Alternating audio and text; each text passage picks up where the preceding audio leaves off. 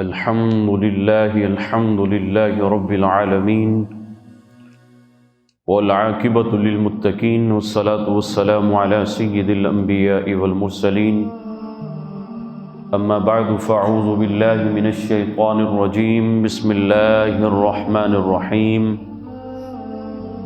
لقد كان لكم في رسول الله أسوة حسنة صدق الله العظيم وصدق رسوله النبي الكريم الأمين قال الله تبارك وتعالى في شان حبيبه مخبرا وآمرا إن الله وملائكته يصلون على النبي يا أيها الذين آمنوا صلوا عليه وسلموا تسليما اللهم صل على سيدنا ومولانا محمد معدن الجود والكرم منبع الحلم والكرم وآله وبارك وسلم۔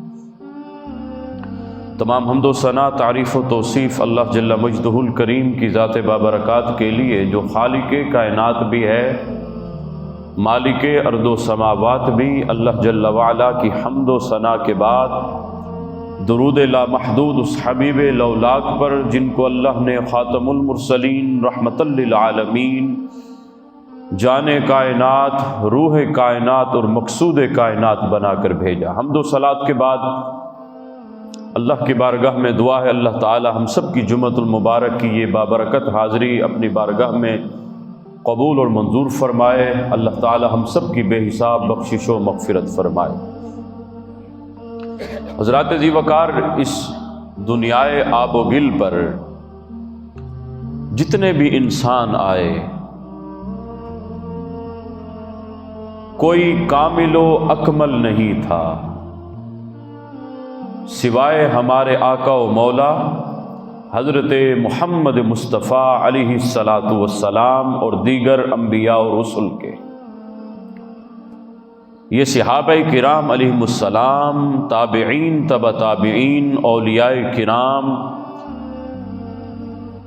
یہ کامل و اکمل شخصیات نہیں، ان کی اتباع مشروط قرار دی گئی ہے، یعنی اس وقت اتباع ان کی پیروی کی جائے گی جب ان کے فرامین دین اسلام کے عین مطابق ہوں گے، شریعت کے عین مطابق ہوں گے، تو تب ان نفوس قدسیہ کی پیروی ہوگی۔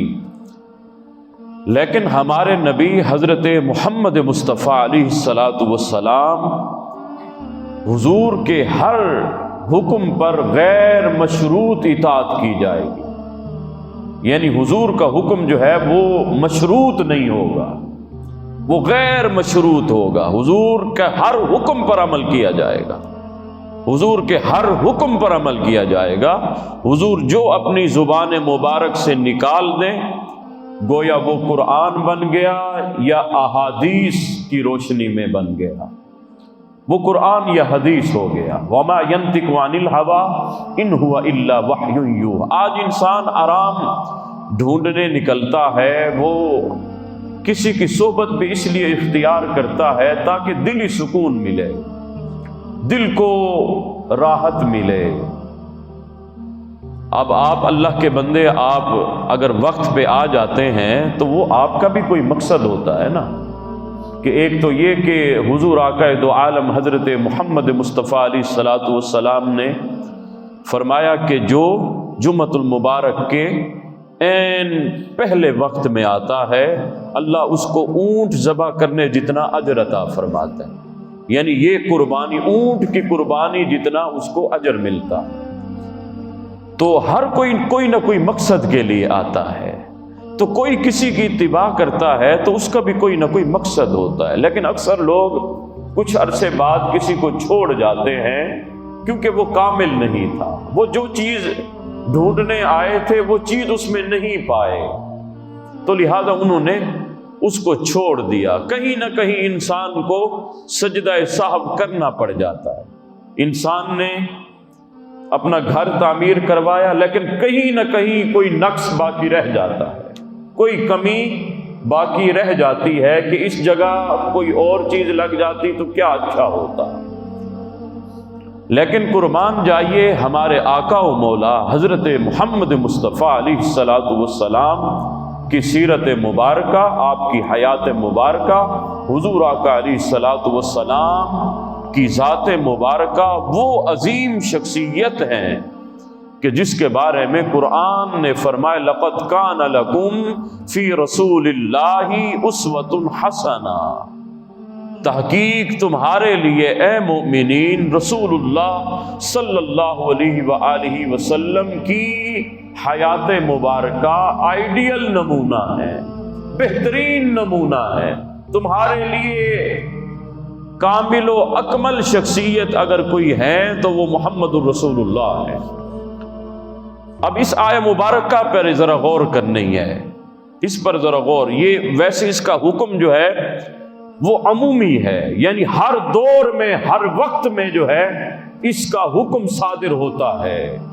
وہ آج کے دور میں بھی یہ حکم اسی طرح جاری و ساری ہے، صحابہ کے لیے بھی اسی طرح حکم تھا، اور کل قیامت تک آنے والے ہر مسلمان کے لیے یہ حکم عمومی ہے کہ اے حضرت انسان، اے محمد الرسول اللہ صلی اللہ علیہ وآلہ وسلم کے ماننے والے امتی، تمہارے لیے رسول اللہ کی زندگی بہترین نمونہ ہے۔ لیکن اس آیہ مبارکہ کا شان نزول کیا ہے؟ یہ کب نازل ہوئی؟ اللہ نے کب یہ حکم دیا؟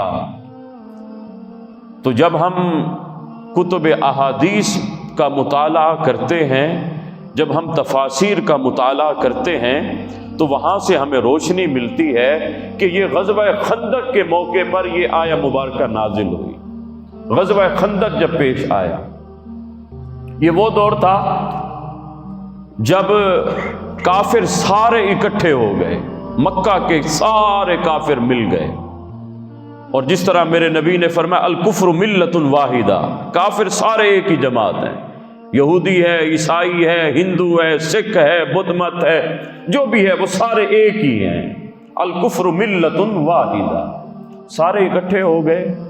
مدینے کے اندر جو یہودی تھے انہوں نے مسلمانوں کے ساتھ معاہدہ کیا ہوا تھا کہ جو بھی جنگ ہوگی ہم تمہارے ساتھی ہوں گے۔ انہوں نے بھی معاہدہ توڑ دیا۔ جو منافقین تھے ان کے اندر کیا ہوا؟ منافقین جو بظاہر بڑا اعلان کیا کرتے تھے کہ ہم مسلمان ہوتے ہیں، وہ بھی اس وقت جو ہے وہ ساتھ چھوڑ گئے، اور ان کا نفاق بھی ظاہر ہو گیا۔ مسلمانوں کی معاشی حالت کیا ہے؟ پیٹ پر پتھر باندھے ہوئے، سردی کی شدت ہے۔ اتنے میں غزوہ خندق کا موقع پیش آیا، کافروں نے محاصرہ کرنا چاہا مدینۃ المنورہ کا۔ تو میرے نبی حضرت محمد مصطفیٰ علیہ الصلوۃ والسلام نے اپنے صحابہ کو اکٹھا کیا۔ اب حضور فرماتے ہیں کہ اے صحابہ مجھے مشورہ دو کہ کیا کیا جائے۔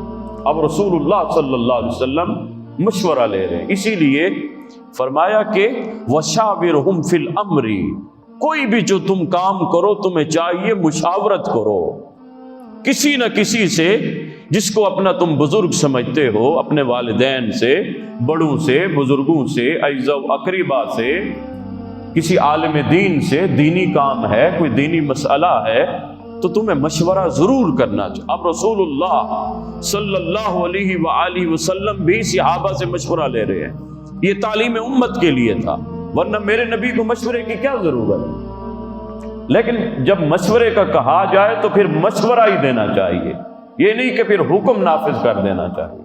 وہ مشورہ دیا نا، پھر مشورے پہ عمل نہ ہوا تو پھر کہنے لگے مجھ سے مشورہ لیا ہی کیوں تھا جب عمل نہیں کرنا؟ صاحب مشورہ لیا تھا نا، تم سے حکم تو نہیں پوچھا گیا تھا کہ حکم کیا ہے تمہارا، مشورے پہ عمل کرے یا نہ کرے وہ اس کی اپنی مرضی ہے۔ لیکن کچھ لوگ جو ہے وہ مشورے کو حکم سمجھتے ہیں، تو جس حد تک اجازت ملے اسی حد تک جو ہے انسان کو اپنے وقار کو جاری رکھنا چاہیے، مزید آگے جو ہے بڑھ کر مجروح نہیں کرنا چاہیے۔ حضور فرماتے ہیں مجھے مشورہ دو۔ صحابہ نے کسی نے کیا کہا، کسی نے کیا کہا، اتنے میں حضرت سلمان فارسی رضی اللہ تعالی عنہ، میرے آقا کے جانثار صحابی، اور یہ آئے فارس سے تھے، فارس سے، ان کا کوئی اپنا مدینے میں نہیں تھا، لیکن یہ آئے حضور کی تلاش میں تھے۔ کتنے سفر کرنے کے بعد انہیں حضور آقا علیہ السلام کا قرب محسوس ہوا، حضور کا قرب ان کو میسر آیا۔ تو حضرت سلمان فارسی کو ایک مرتبہ کسی نے تانا دیا، اے سلمان تیرا تو کوئی بھائی بھی نہیں ہے، تیرا تو یہاں کوئی قبیلہ بھی نہیں ہے، تیرے تو کوئی رشتہ داری بھی نہیں ہے، تو کون ہوتا ہے؟ تو حضرت سلمان نے یہ شکوہ حضور کی بارگاہ میں کیا۔ پھر میرے نبی نے سارے صحابہ کو اکٹھا کیا، پھر میرے نبی نے یہ اعلان فرمایا۔ وہ اعلان کیا؟ قربان جائیے حضرت سلمان فارسی کی عظمت پر، اتنی عظمت میرے نبی نے کسی صحابی کو نہیں عطا فرمائی۔ میرے نبی فرمانے لگے، اے صحابہ یاد رکھنا، سلمان منا اہل البیت، میرا سلمان میری اہل بیت سے ہے، یہ یاد رکھنا۔ جس طرح میرے حسن و حسین ہے، اسی طرح یہ سلمان بھی میری اہل بیت کا حصہ ہے۔ اس کو تم کہتے ہو کہ تم کون ہوتے ہو، اس کو تم کہتے ہو اس کا کوئی رشتہ دار نہیں، جاؤ حسن و حسین اس کے بھائی ہوتے ہیں، جاؤ فاطمہ الزہرا اس کی والدہ ہوتی ہیں، جاؤ اس کا رشتہ میں محمد تمہیں بتلاتا ہوں۔ سلمان منا اہل البیت، حضرت سلمان فرمایا یہ اہل بیت میں سے ہیں۔ تو حضرت سلمان فارسی عرض کرتے ہیں، یا رسول اللہ، ہمارے علاقے میں جب جنگ ہوتی ہے تو ہمارے لوگ کیا کرتے ہیں؟ خندق کھودتے ہیں، خندق زمین کے اندر کھدائی کی جاتی ہے، اور اس حد تک کھدائی کی جاتی ہے کہ گھوڑا بھی اگر چھلانگ لگائے تو اس کو عبور نہ کر سکے، اتنی یعنی زمین کے اندر جو ہے وہ کھدائی کی جاتی ہے اور اس میں پھر آگ جلائی جاتی۔ یا رسول اللہ کیوں نہ خندق کھودی جائے، اسی لیے اس غزوے کا نام بھی خندق رکھ دیا گیا۔ حضرت سلمان فارسی رضی اللہ تعالی عنہ نے حضور کو مشورہ، میرے آقا کو مشورہ بھلا لگا۔ تو اب پھر کیا ہوا؟ میرے آقا نے کیا صحابہ سے حکم فرمایا کہ جاؤ خندق کھودو؟ میرے نبی نے فرمایا کہاں ہے کدال، کہاں ہے کسی، مجھے دو، میں محمد خود ہی شروع کرتا ہوں۔ یہ رسول اللہ صلی اللہ علیہ وسلم ہے۔ سامعین ذی وقار ذرا غور تو کیجیے، آج کوئی عہدہ کیا آ گیا، اللہ نے عظمت کیا دے دی، ڈرائیور جو آ گیا تو اب صاحب جو ہے وہ دروازہ کھولنا بھی گاڑی کا جو ہے وہ اپنی توہین سمجھتے ہیں کہ یہ بھی ڈرائیور کا کام ہے، اب یہ ڈرائیور ہی کھولے گا، کیوں میں نے اس کو غلام رکھ لیا ہے۔ گھر کے اندر صفائی ستھرائی وہ ساری ملازمین نے کرنی ہے یا بیوی نے کرنی ہے؟ یعنی ہم تو گھر میں جب جاتے ہیں براجمان ہو کر بیٹھ جاتے ہیں، ہم ڈکٹیٹر جو ہے گھر میں بھی بن جاتے ہیں۔ اما عائشہ صدیقہ رضی اللہ تعالی عنہا فرماتے ہیں، لوگوں حضور باہر بھی صحابہ کے ساتھ مل کر کام کیا کرتے تھے، اور گھر میں بھی جب آتے تو حضور فارغ نہ بیٹھتے، ہمارا کوئی نہ کوئی کام کرتے رہتے تھے، ہمارا کوئی نہ کوئی کام۔ رسول اللہ سے بڑھ کر بھی کوئی مصروف ہو سکتا ہے، لیکن آج ہماری مصروفیت کیا ہے؟ وہ سوشل میڈیا ہے، جس کا نقصان تو ہے، فائدہ کوئی نہیں ہے۔ وہ ٹاک شاکس ہیں جو دیکھے تو جاتے ہیں، اور تبصرہ ایسے بے لاگ قسم کا کیا جاتا ہے جس کا ہمیں اثر فائدے کی صورت میں تو نہیں لیکن گناہ کی صورت میں ضرور ہوتا ہے۔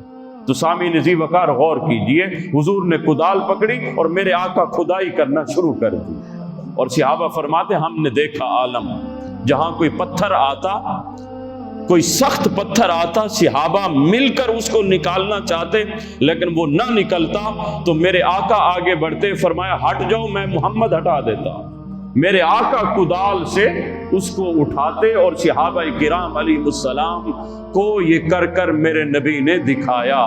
اب انسان آج کا امتی وہ 1 گھنٹہ بھی مشکل برداشت نہیں کر سکتا، یہ مقابلہ کرنا، میرے نبی نے مشکل کا مقابلہ کرنا سکھایا، یہ نہیں کہ انسان ہاتھ باندھ کر بیٹھ جائے۔ اب رسول اللہ کی بارگاہ میں اگر دعا کرتے تو اللہ یہ جنگ ٹال بھی سکتا تھا، لیکن رسول اللہ نے فرمایا ڈٹ کر مقابلہ کرنا ہے، آزمائشوں سے لڑنا سیکھو، یہ قدم قدم قیامت، یہ سواد کوہ جانا، گرو زندگی پیاری تو یہیں سے لوٹ جانا۔ یہ زندگی ہے، یہ شہادت گاہ الفت میں قدم رکھنا ہے۔ لوگ آسان سمجھتے ہیں مسلمان ہونا، آج حضرت انسان پر کوئی مصیبت آ جائے، آزمائش آ جائے تو یہ لڑکھڑا جاتا ہے، پھر یہ اللہ سے شکوے کرنے بھی شروع کر دیتا ہے، پھر یہ مایوسی کی طرف بھی اتر آتا ہے۔ حالانکہ آزمائش جو آتی ہیں یہ انسان کے مرتبے کو بلند کرنے کے لیے آتی ہیں۔ رسول اللہ صلی اللہ علیہ وآلہ وسلم نے کافروں کا محاصرہ سارے کافر مل گئے، میرے آقا اپنے صحابہ کے ساتھ جو ہے وہ ڈٹے رہے، اور یہ جنگ کتنا عرصہ 1 ماہ تک جاری رہی۔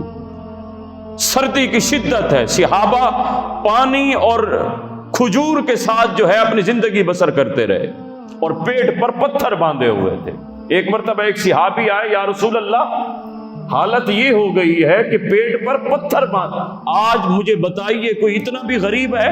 آج جو غریبی کا رونا روتا ہے، کیا اتنا بھی کوئی غریب ہے کہ جس نے پیٹ پر پتھر باندھے ہوں؟ لیکن صحابہ کرام علیہ السلام یہ وہ اللہ کے نیک بندے تھے، میرے آقا کے وہ جانثار صحابہ تھے کہ جنہوں نے اپنے پیٹ پر پتھر بھی باندھے، لیکن اللہ کی بارگاہ میں شکوہ نہیں کیا، شکایت نہیں کی۔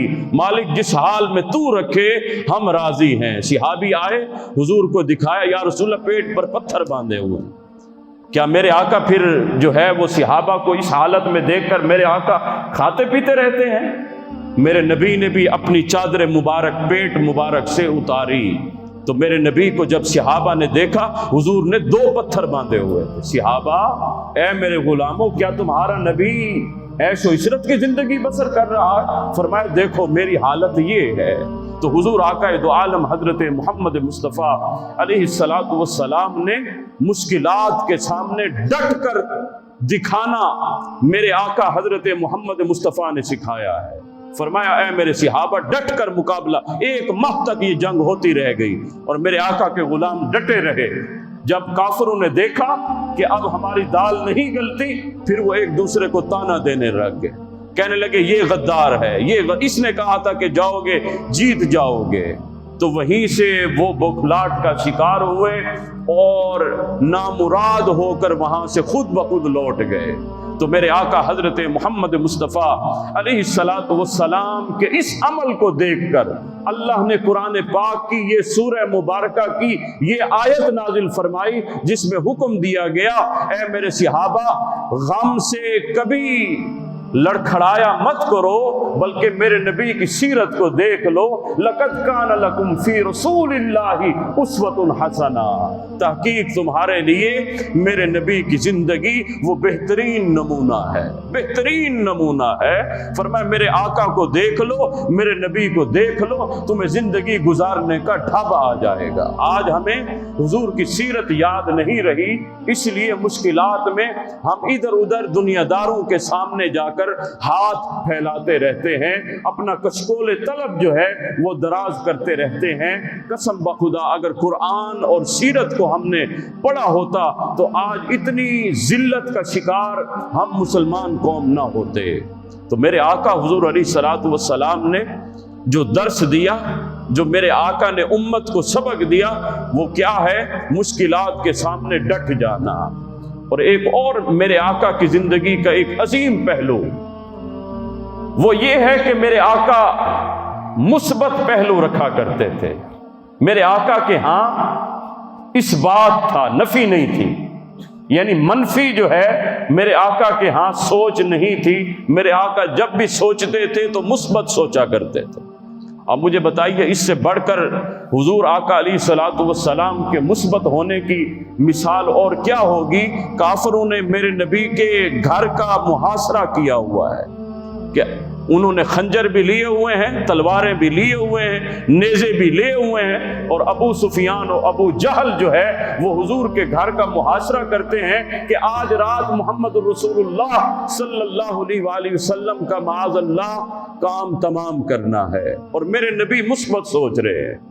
اب ان کافروں کی حالت یہ ہے، اپنی امانتیں حضور کے پاس رکھوائی ہوئی ہیں، وہ ابو جہل، وہ ابو سفیان، اس کی جو امانتیں، جو قیمتی چیزیں تھیں، وہ میرے آقا حضرت محمد مصطفیٰ کے پاس تھی۔ یعنی ان کا یہ عقیدہ تھا کہ ہم ان کو رسول تو نہیں مانتے، وہ ہماری اپنی دلی کمزوری ہے، وہ ہمارا اپنا بغض ہے، وہ ہمارا اپنا حسد ہے، لیکن یہ ہم مکمل طور پر اعلان کرتے ہیں یہ محمد مصطفیٰ امین بھی ہیں اور سچے بھی ہیں۔ یہ امانت دار، ان کے پاس جو امانت رکھوائی جائے اس میں کبھی خیانت نہیں ہوگی۔ تو ابو سفیان اور ابو جہل نے میرے نبی حضرت محمد مصطفیٰ کے گھر کا محاصرہ کیا ہوا ہے، لیکن حضور حضرت علی سے کیا فرماتے؟ یہ مثبت ذہنیت ہے، ذرا غور کیجئے، یہ مثبت میرے آقا نے سوچنے کا اپنے امتی کو درس دیا ہے۔ میرے نبی حضرت علی سے فرماتے ہیں، اے علی، ان کافروں کی امانتیں جو مجھ محمد کے پاس ہیں، یہ تم نے میرے بستر پر سونا ہے، صبح ہونی ہے، یہ امانتیں لوٹانی ہے، اس کے بعد تم نے مدینے آنا ہے۔ اب کافروں نے اس حد درجہ جو ہے وہ جان کے دشمن ہو گئے، جان کے، لیکن میرے آقا ان کے مال کی اب بھی حفاظت فرما رہے ہیں۔ یہ اس بات کا حکم میرے نبی حضرت محمد مصطفیٰ علیہ السلام نے عطا فرمایا۔ میرے آقا حضرت محمد مصطفیٰ اس بات مثبت سوچتے ہیں، میرے آقا منفی رویہ نہیں رکھتے۔ میرے آقا اپنی بارگاہ میں آنے والے پر ہمیشہ خیر ہی فرماتے ہیں، ہمیشہ بھلائی ہی فرماتے ہیں۔ اب ذرا غور کیجئے، حضور آقا دو عالم حضرت محمد مصطفیٰ علیہ السلام پر جب آزمائشیں آئیں، جب احد ہوا، غزوہ احد، 70 صحابہ میرے آقا کے غلام شہید ہوئے، میرے آقا کے دندان مبارکہ بھی شہید ہوئے، یہاں تک کہ حضرت امیر حمزہ میرے آقا کے چچا ام رسول اللہ صلی اللہ علیہ وآلہ وسلم، جن سے میرے آقا بے حد پیار کیا کرتے تھے، امیر حمزہ شہید ہوئے۔ لیکن اس حال میں میرے آقا پر غم کا کیا وہ کیفیت ہوگی، اور کیا میرے آقا حضرت محمد مصطفیٰ علیہ السلام کی حالت مبارکہ ہوگی۔ صحابہ فرماتے ہیں حضور آقا دو عالم حضرت محمد مصطفیٰ علیہ السلام اتنے رنجیدہ ہوئے حضرت امیر حمزہ کے شہید ہونے پر کہ میرے آقا حضرت امیر حمزہ کے پاس آتے، اور حضرت امیر حمزہ کا مسلح ہوا تھا، معاذ اللہ، مسلح یعنی انہوں نے جسم کو بھی کاٹا تھا، معاذ اللہ۔ حضرت امیر حمزہ رضی اللہ تعالی عنہ اور میرے آقا آ کر روتے اور فرماتے، میرے چچا پر کوئی رونے والا بھی نہیں، میرے چچا پر کوئی رونے والا بھی نہیں۔ تو میرے آقا اتنا غم اور اتنی کیفیت میں میرے آقا حضرت محمد مصطفیٰ ہیں کہ حضرت امیر حمزہ کا جو قاتل تھا، وہ جب وحشی آتا ہے حضور کی بارگاہ میں اور آ کر کہتا ہے، محمد صلی اللہ علیہ وآلہ وسلم، میں اب آپ کے چچا کا قاتل ہوں، لیکن اگر میں اسلام لے آؤں کیا آپ مجھے معاف کر دیں گے؟ اب میرے نبی کا مثبت پہلو ذرا دیکھیے۔ میرے آقا نے گردن جھکائی ہوئی تھی، میرے آقا نے جب سر انور اٹھایا تو میرے آقا کی آنکھوں سے آنسو روا تھے، میرے آقا رو رہے تھے اپنے چچا کی یاد میں۔ وہ اتنے پیارے چچا تھے میرے آقا حضرت محمد مصطفیٰ کے کہ میرے آقا زبان سے جو بھی نکالتے امیر حمزہ پورا کرتے۔ اور امیر حمزہ نے جب ایک مرتبہ ابو جہل نے حضور کی گستاخی کی اور امیر حمزہ نے اس کا بدلہ لیا اور آ کر کہتے ہیں، اے میرے بھتیجے ابھی اسلام نہیں لے آئے۔ امیر حمزہ آ کر عرض کرتے ہیں، اے میرے بھتیجے اب آپ راضی ہو جائیے، میں آپ کا بدلہ لے آیا ہوں۔ میرے نبی فرمانے لگے، اے میرے چچا میں راضی نہیں ہوں۔ تو پھر حضرت امیر حمزہ فرماتے ہیں، اے میرے بھتیجے پھر راضی کیسے ہوگے؟ تو میرے نبی فرماتے ہیں، اے میرے چچا آپ کلمہ پڑھنے اسلام کے دائرے میں آ جائیں، میں محمد آپ سے راضی ہو جاؤں گا۔ امیر حمزہ عرض کرتے ہیں، اے میرے بھتیجے اگر اسی حال میں راضی ہیں تو میں آج کے بعد آپ کا غلام بن گیا، آپ کا امتی ہوتا ہوں، اور آج کے بعد میں گواہی دیتا ہوں اللہ کے سوا کوئی عبادت کے لائق نہیں، اور آپ اللہ کے سچے رسول ہیں۔ یہ امیر حمزہ تھے۔ جب ان کا قتل ہوا، جب یہ شہادت کے درجے پر فائز، اور صحابہ فرماتے حضور ہر بدھ کو احد پہاڑ پر میرے آقا جاتے اور وہیں پر حضرت امیر حمزہ مدفون ہیں، تو میرے آقا ہر بدھ کو جا کر امیر حمزہ کی مزار پر میرے نبی حاضری دیا کرتے تھے، میرے آقا جا کر اصحال ثواب کیا کرتے تھے۔ گویا کہ میرے نبی حضرت محمد مصطفیٰ علیہ السلام نے درس امت کے لیے یہ عمل مبارک فرمایا کہ اے میرے صحابہ جاؤ اپنے بزرگوں کے مزارات پر جایا کرو، قبرستان جایا کرو۔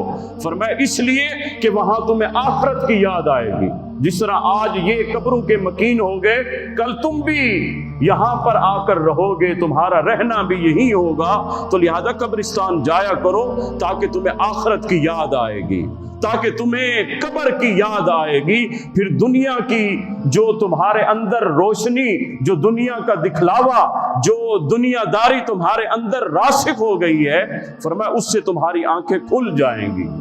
میرے آقا حضرت محمد مصطفیٰ علیہ الصلاۃ والسلام کے چچا کا قاتل جب آیا وحشی، اور آ کر کہتا ہے محمد اگر میں ایمان لے آؤں کیا آپ مجھے معاف کر دیں گے؟ میرے نبی فرمانے لگے ہاں وحشی، تو بھی اگر ایمان لے آئے گا میں محمد اپنے چچے کے قاتل کو بھی معاف فرما دوں گا۔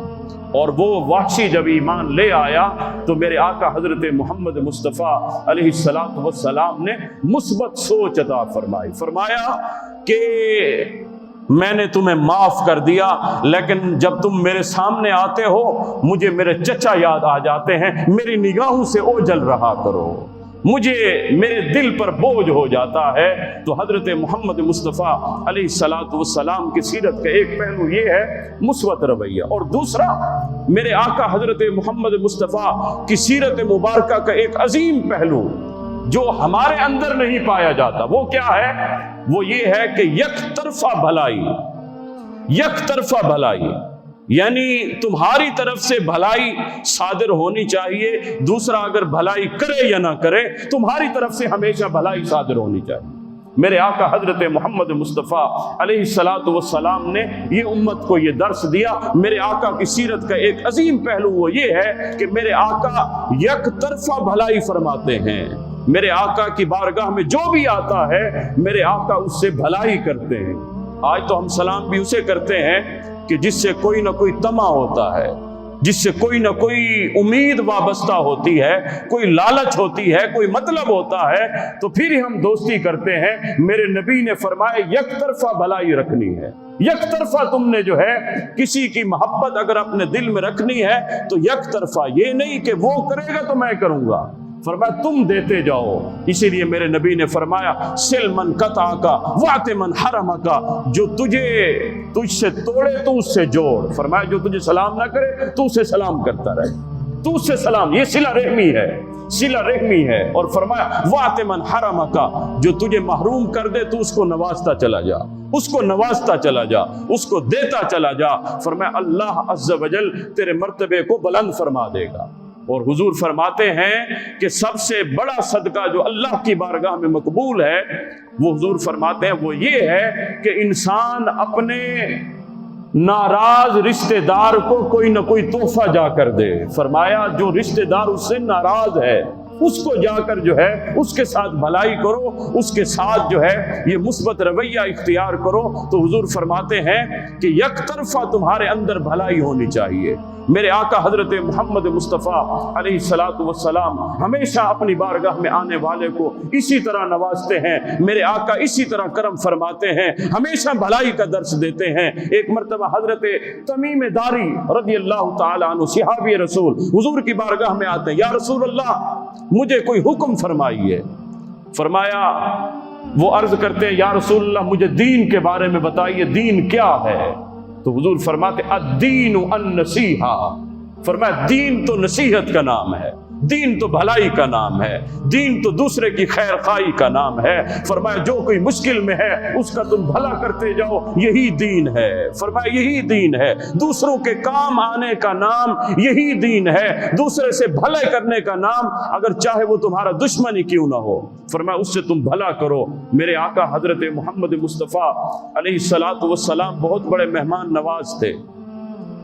ایک مرتبہ حبشہ سے کچھ لوگ آئے حضور کی بارگاہ میں، جب حضور کو پتہ چلا میرے آقا کے حالانکہ کتنے غلام ہیں، ابو بکر بھی میرے آقا کے حکم پر جان نچھاور کرنے کو تیار ہے، حضرت عمر بھی، حضرت عثمان بھی، علی حیدر کرہ، ہر صحابی حضور کے حکم پر اپنی جان بھی نچھاور کرنے کو تیار ہے، لیکن قسم بخدا جب حبشہ کے لوگ چل کر حضور کی بارگاہ میں آئے تو صحابہ فرماتے ہم نے دیکھا حضور نے حکم فرمایا میرے نبی نے کہ ترکی خیمہ لگایا جائے، وہ حبشہ سے جو آنے والے مہمان تھے ان کے لیے ترکی خیمہ لگوایا گیا، اور میرے آقا ان کے لیے کھانا پکاتے ہیں، کھانا پکوا کر میرے آقا اپنے ہاتھوں سے لے کر جاتے ہیں، صحابہ عرض کرتے یا رسول اللہ ہمیں حکم فرمائیے، ہم جا کر ان کی خدمت کریں۔ فرمایا نہیں نہیں، میرے صحابہ جب حبشہ گئے تھے تو حبشہ کے بادشاہ نے میرے صحابہ کی بڑی خدمت کی تھی۔ فرمایا گویا کہ میرے صحابہ سے جو اتنی محبت کرتا ہے، میں محمد اس سے اتنا پیار نہ کروں؟ فرمایا کہ میں محمد خود ہی ان کی مہمان نوازی کروں گا۔ تو حضور آقا علیہ الصلوۃ والسلام ان کے لیے چل کر خود ہی کھانا پکواتے اور خود ہی دسترخوان لگواتے اور میرے آقا ان کی خدمت کیا کرتے تھے۔ صاحبان ذی وقار، یہ میرے آقا حضرت محمد مصطفیٰ کی سیرت ہے، یہ حضور آقا علیہ الصلوۃ والسلام نے کر کے دکھایا۔ فرمایا جو تم سے بھلائی کرے اس سے تم دگنا بھلائی کرو، اور جو تم سے بھلائی نہ کرے فرمایا تم بھلائی کرتے جاؤ، تم بھلائی کرتے جاؤ، اللہ عز و جل تمہیں اس کا اجر عطا فرمائے گا۔ اور فرمایا جس میں بھلائی کرنے والے میں اگر کوئی طمع وابستہ نہ ہو، کوئی لالچ اس کے دل میں نہ ہو کہ میں اگر بھلائی کرتا ہوں تو یہ بھلائی کرے گا، فرمایا وہ اگر ایسے ہی بھلائی صرف اللہ کی رضا کے لیے اس سے بھلائی کرتا ہے، فرمایا اس کا طمع یہی ہے کہ میرا رب مجھ سے راضی ہو جائے، اس کی لالچ یہی ہے کہ میرا رب مجھ سے راضی ہو جائے۔ فرمایا کل قیامت کے دن اللہ عز و جل اسے ایسی عظمت عطا فرمائے گا کہ فرمایا کہ سارے جتنے بھی محشر کے جتنے لوگ ہوں گے جنتی بھی اس پر رشک کر رہے ہوں گے کہ یہ کتنی عظمتوں والا ہے۔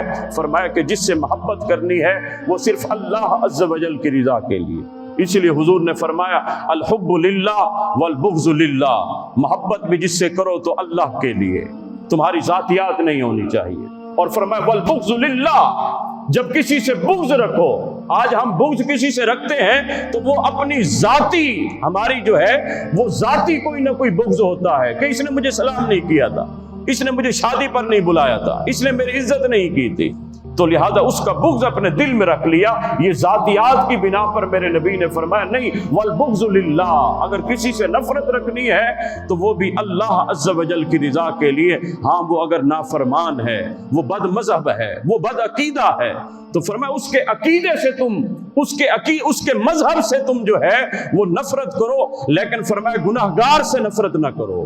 فرمایا گناہگار سے اگر تم نفرت کرو گے تو فرمایا پھر اس کا حشر کیا ہوگا کہ وہ گناہگار مزید گناہوں میں گرتا چلا جائے گا۔ فرمایا گناہ سے نفرت کرو، گناہگار سے نفرت نہ کرو۔ سامعین ذی وقار، آج کے اس پرفتن دور میں ہمیں ضرورت اس امر کی ہے، حضور آقا دو عالم حضرت محمد مصطفیٰ علیہ الصلوۃ والسلام کی تعلیمات کو اپنے سینوں میں اجاگر کرنے کا اور حضور کے پیغام کو عام کرنے کا یہ دور ہے۔ اللہ تعالی ہم سب کو حضور کی پکی سچی سیرت عطا فرمائے۔ وآخر دعوانا الحمد للہ رب العالمین۔